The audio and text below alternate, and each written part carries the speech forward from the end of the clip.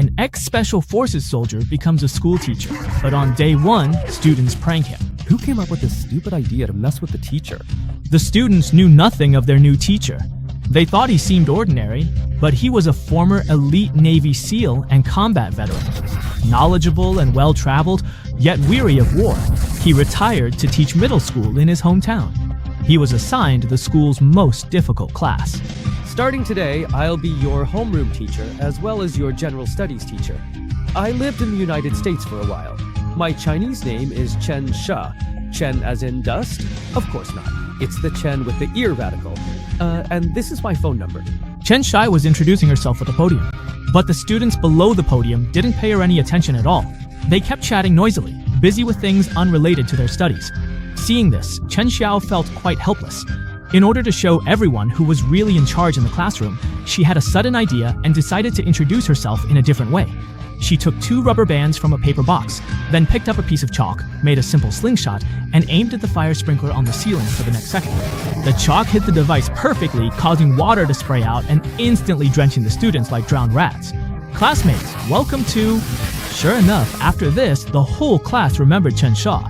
When she taught again the next day, everyone was noticeably more restrained. However, although the class was quiet, they still didn't like listening to the lesson and were all drowsy. So, to get them more engaged, Chen Sha came up with another idea. Why is my class so simple? As long as you answer 3 of my questions correctly, I'll let you go. Hearing this, the students were skeptical. But the next second, Chen Xia calmly walked over to Chen Weikong, the notorious troublemaker in the class, asked him for a pack of cigarettes, took one out, and asked everyone, what are the chemical components of a cigarette? Nicotine. You didn't raise your hand. Nicotine. What else? Tar. What else? Carbon monoxide. You passed. You can go now. Are you serious? Of course. Really? I can really leave? Bull's head.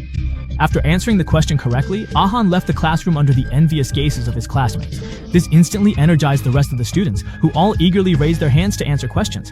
Taking advantage of this opportunity, Chen Sha used scientific, economic, and philosophical perspectives to teach them about cigarettes, not only making them aware of the health impacts of smoking, but also reminding everyone to respect school rules and not to smoke secretly on campus. In this way, Chen Xia used her unique teaching style to get the class, who are usually the least interested in lessons, to unknowingly sit through an entire class. Her words made the students realize for the first time that knowledge isn't just something the school demands, but a tool to protect themselves. The more knowledge you have, the better your judgment will be. I don't want you to know everything. I want you to have the ability to judge for yourselves. It was also because of this class that the previously unruly students felt a newfound respect for their new teacher for the first time. However, just when Chen Sha thought things would keep getting better, she suddenly received a notice from the principal that afternoon saying that 5 problematic students in her class, led by Li Weitong, were to be expelled. Only then did Chen Sha learn that during the lunch break, the best performing class in the school had gotten into a fight with her class. To set an example, the school decided to expel the 5 most problematic students from Chen Sha's class. But Chen Sha was unwilling to give up on any student. She believed that these students were not bad at heart. So in order to let them continue their studies, Chen Sha, through persistence, she won 5 students a chance to repent. She returned with their apologies, but found another hallway brawl. A top student mocked Li Weikong as a loner. A loner? Calm down. It doesn't matter who's right or wrong. Fighting is wrong. Period. What's the point of saying so much? Today's students from both our classes were involved in the fight. Zhao Jun, why were the 5 of us expelled? Because the world is just inherently unfair. You're losing your temper. You're really cool. If you think this world is unfair, then from this moment on, in this school, in this class, be the best version of yourself. Show everyone that you can do it. After speaking, Chen Sha took out 5 letters of repentance and told the 5 students that as long as they sincerely repented, the school would agree to let them stay. Seeing this, the other 4, including Ahan, each took a letter and prepared to return to the classroom to fill it out. Only Li Weitong didn't take one. He didn't think he'd done anything wrong at his home in person. To understand some specific circumstances. You and Weikong have been living here for a long time, haven't you? Yes, it's been many years. Kamzai. He came to Hong Kong when he was 5.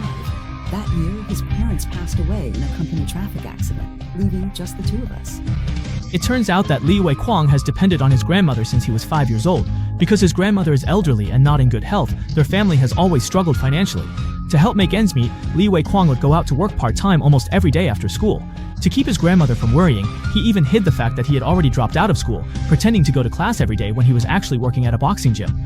Although Chen Sha noticed something was off, she didn't expose Li Wei-Kwang. Instead, she took money out of her own pocket and gave it to his grandmother under the guise of a scholarship, so that life at home could be a little easier. He's really so sensible and well-behaved. Thank you, Teacher Chen, for your excellent guidance. Don't need to thank me. Zhang Zai is a reason. After saying goodbye to Grandma, Chen Sha went to the boxing gym to look for Li Wei-Kong, but she didn't expect the place to be full of all sorts of shady characters. Chen Sha searched for a long time but couldn't find any sign of Li Wei-Kong. This is definitely Donnie Yen's most badass film. This time, he's not just fighting 10 people, but taking on an entire team head-on. Sorry for interrupting. I'm looking for my student, a young man named Li Wei-Kong. He's about this tall, 16 years old. Hearing Li Wei-Kong's cries for help, teacher Chen Sha immediately realized he was in danger, so she rushed into the crowd, ready to rescue her student and the whole team. Seeing how short she was, the others didn't take her seriously at first, but to their surprise, Chen Sha managed to take down several team members using nothing but a toothbrush as a weapon. Realizing Chen Sha was not to be trifled with, one of the burly men suddenly launched a sneak attack from behind, grabbing Chen Sha and slamming her hard onto the ground. Before Chen Sha could rise, the man threw her aside. As he attacked, she grabbed a power twister, swung it, and slammed another man down.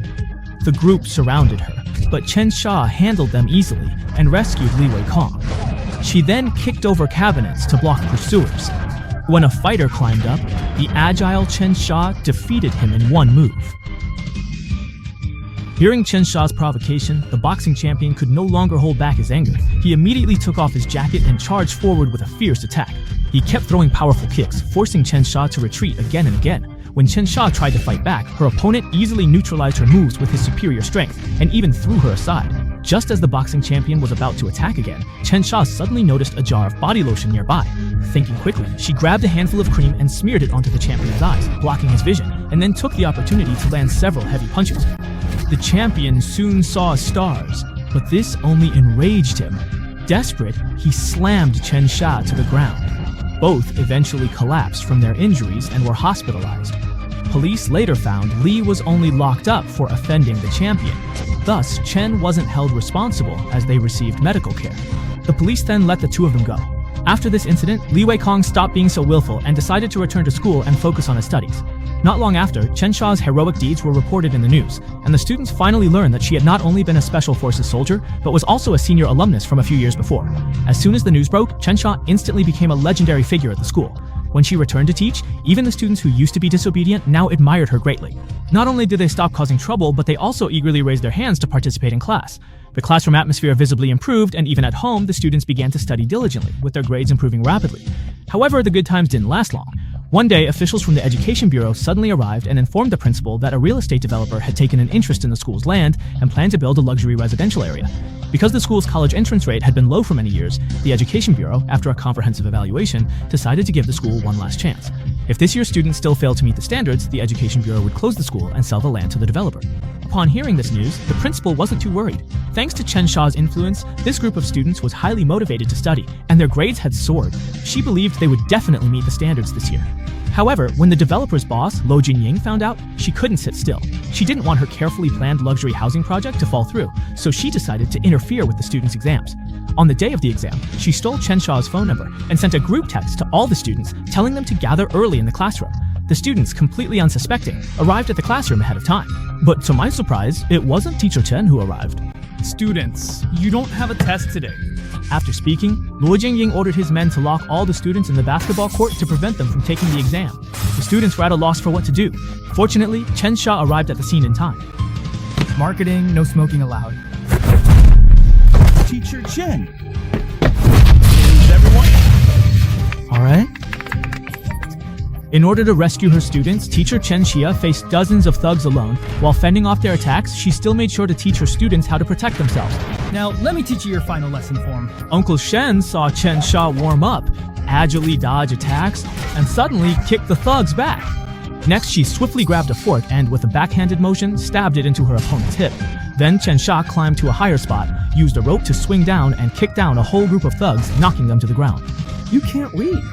Seeing that the thugs still wanted to chase after the students, Chen Sha decisively threw a fork to block the well, then turned back to chase Lo Jianying. Lo Jianying was no match and was quickly punched by Chen Ying. What are you doing here? Do you want to break my left hand too? Just like you broke my right hand here. I didn't see you eat.